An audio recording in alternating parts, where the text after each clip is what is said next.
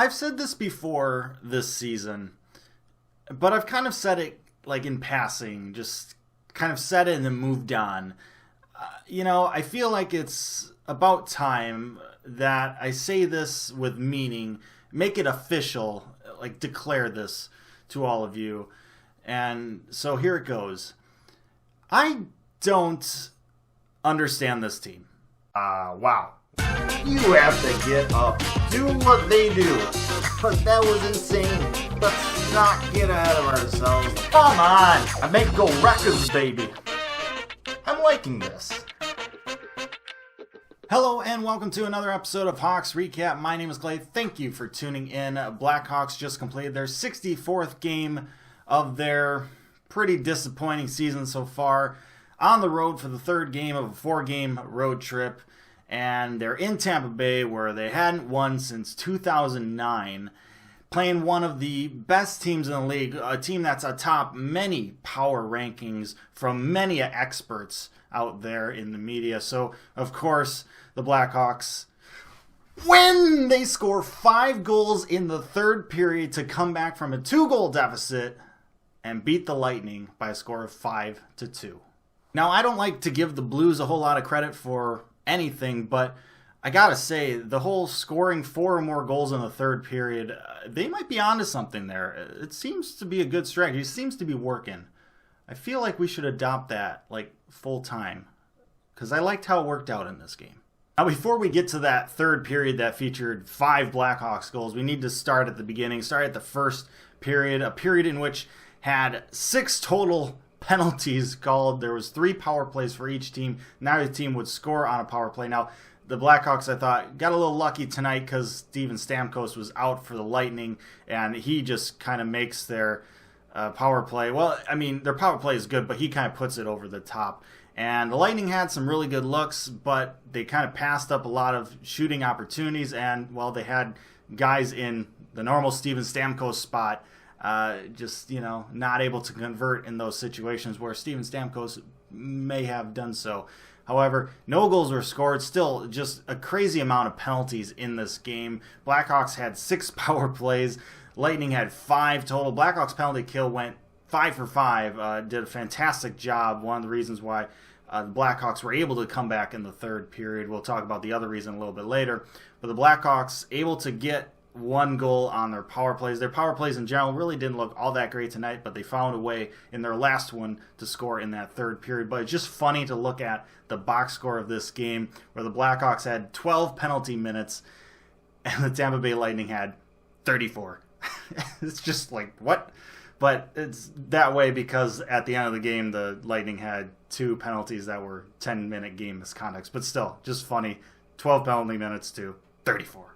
So neither team scores in that first period, so we go into the second period tied at 0, and while the second period was just a repeat of every other second period we've seen the Blackhawks play this year, not good, the Blackhawks just struggle cleanly getting out of their own zone, and in second periods with the long changes, that just makes it so they're hemmed in, essentially, in their own zone, especially when the other team is forechecking and pressuring, and that's what the Lightning did, and that's why the Hawks, once again, just did not have a good second period. But Corey Crawford was absolutely fantastic in that middle frame. He was absolutely fantastic the entire game, but especially that second period, made 16 saves. He was the other reason why the Hawks were able to come back in that third period.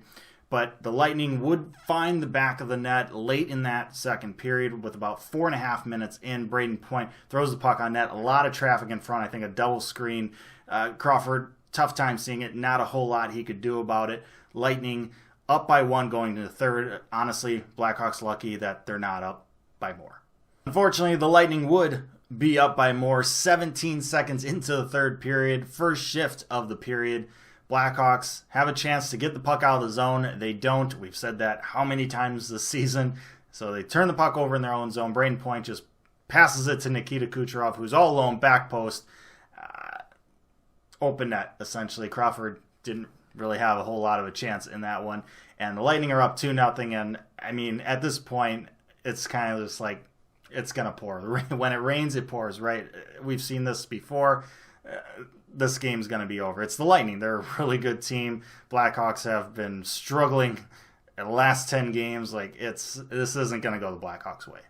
Credit to the Hawks, though, they did not quit. They'd get a hard-working shift from Dockstrom and Saad. They'd get the puck to the net, loose puck in front slot area. Lightning cannot clear it out, and Saad is able to put it in past McElhinney, who is just kind of sprawled all over the place.